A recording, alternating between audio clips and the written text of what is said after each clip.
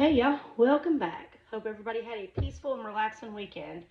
We had a lot fall out, and since we're working with the eclipse and the full moon energy, there's so much to go over that we're just going to hop right in. With our runes in the first position, we have Perth, and y'all, it's crazy how intuitive these things are. Perth is the rune of mystery and secrets being revealed. It brings the energy of the blindfolds being ripped away, of the curtains being pulled back. I say that I'm amazed because there actually is a scandal unfolding at this very moment in my own town regarding a high profile organization. And this place has been a pillar in the community for a long, long time. And the things that are being revealed has a lot of people shook, as well as a lot of people who were once members of this place coming forward with their own stories and allegations. And I think this is kind of representative of what we're seeing across the world now and how far reaching this dragon and phoenix energy really is when it comes to systematically destroying anything that was built on the premise of ill intent or secret. And basically, this energy is warning if you do dirt, dirt is going to be shown. And it goes for both an individual and a collective standpoint. The masks are being forcefully ripped off right now. And that which is dark or of ill intent can no longer hide.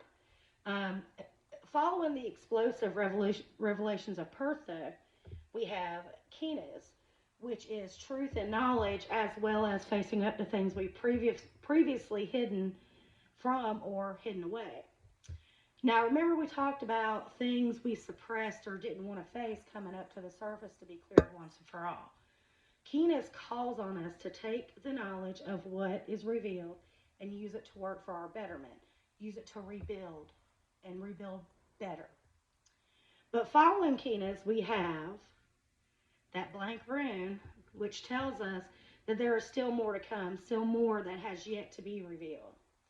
Um, our first set of cards, the Angel Oracle.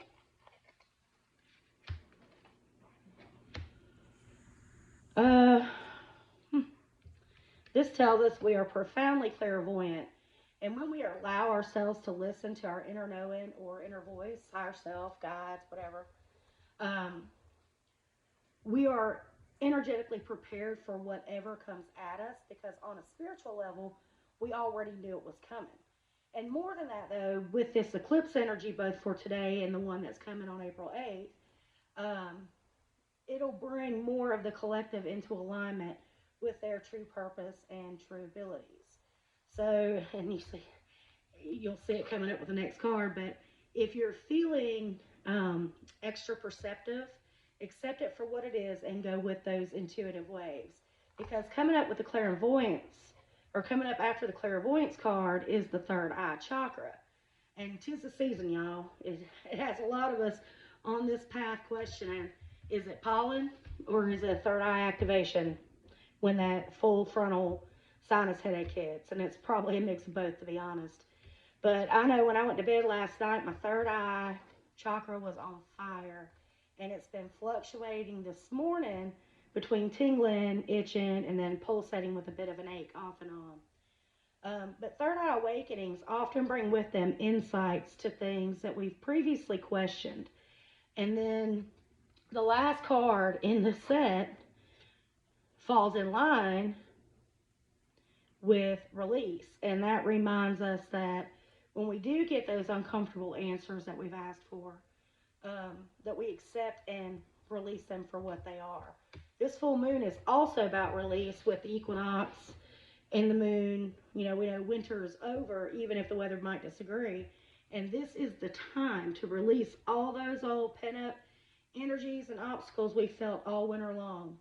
Ask your higher self, your guides, or, your celestial friends with help if you find yourself struggling to release the old and move forward into this new season of growth.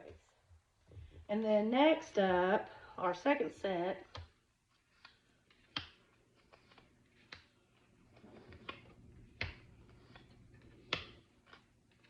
interesting, okay. this is the Crow Tarot, and it gives us temperance in the first position. Temperance shows up when we're being guided to find balance and patience. It tells us that we're in need of um, taking a long-term view when seeking solutions or plotting a new course. And then after that, we have the Six of Cups, and its energy is a reminder that sometimes we need to recharge our emotional or spiritual batteries and go someplace that can connect us to a time when we felt nothing but pure joy at just being. Even if that place is just a memory we need to revisit. The Six of Cups is a reminder that we need downtime in a place where we feel at peace. And I don't know about y'all, but I have felt that so strongly over the past couple of weeks. I love camping, but the last 2 years it's been really difficult to find the time to go. And I don't think I even went at all last year. But camping is where I find my peace. And I found my mind wandering to those pretty little streams that I love to sit by or the woods I love to walk through on those trips. I really do. Um, and then our third card is the moon, which is fitting because of the full moon energy and the lunar eclipse we're in. It brings, again, the energy of revelation, of mysteries revealed. Even if it's mysteries surrounding our inner self, the moon challenges us to become our authentic selves rather than living in a cage of restraint, attempting to tame or tone down our spirit for the benefit of others. It encourages us to live our lives out loud and unashamed, and it illuminates the areas where we project or even protect our insecurities. The moon asks us to sit in its light and travel inward to the areas where anxiety and fear have taken control and release those things.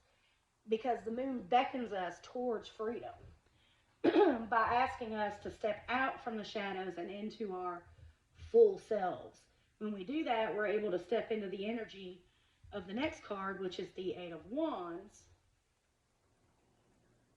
which brings with it vitality of the spirit. The energy of this card is vibrant, and it reminds us to expand our focus in order to see a bigger picture.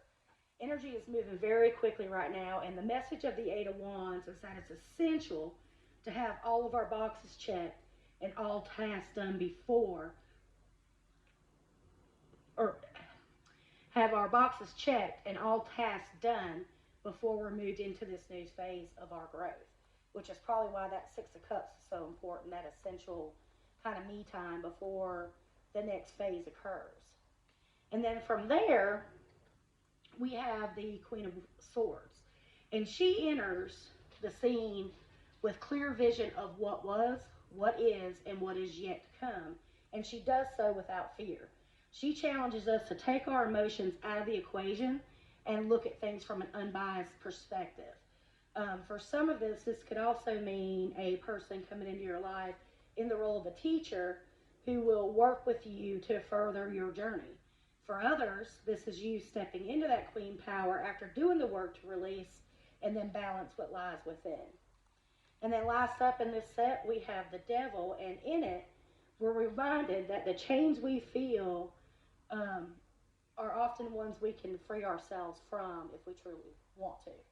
Releasing fear and other obstacles that have held us back breaks those chains and allows us to truly step into our freedom.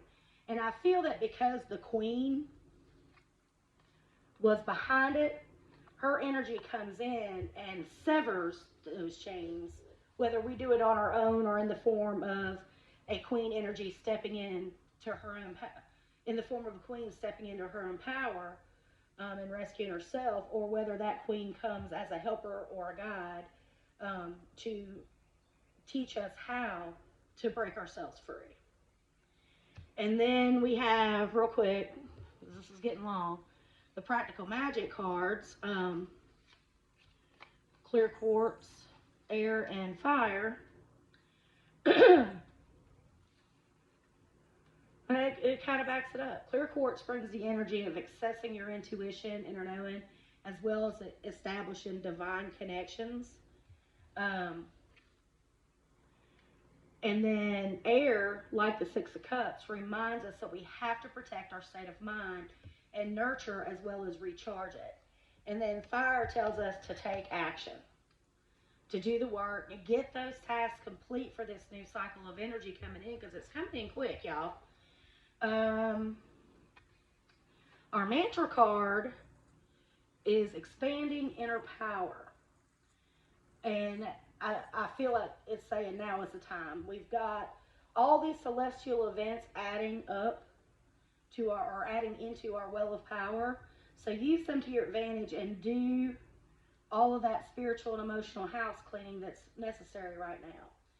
But the mantra of this card is, I am my most powerful when my creativity is given a voice. So step into your creator mode and really get this energy ramped up and going. And then finally, our crystal cards. We have Campsite to help us expand our consciousness, Rhodonite to help us go with our heart, Carnelian to help us go with our gut, and then Sunstone to help us take back our shine. And then we have Copper, and we got this one, and I mentioned it before, that for some, copper in its crystal form might be hard to obtain, but I put one over here for y'all to see. Copper pennies, if I can get the camera to focus on it, but copper pennies are easy to find, and they're easy to keep on your person as a talisman and work really well to help energize your spirit and release those old unwanted ideas or things that are holding you back. It really does work to help you move forward feeling renewed. So keep your eyes out when you get change back, or you can buy them online pretty cheap. You can buy them by the rolls. You can go to your bank, change in your cash money for a roll of pennies, whatever. But that's all I got for today, y'all. Hope everybody has a great rest of their Monday. See you next time. Bye-bye.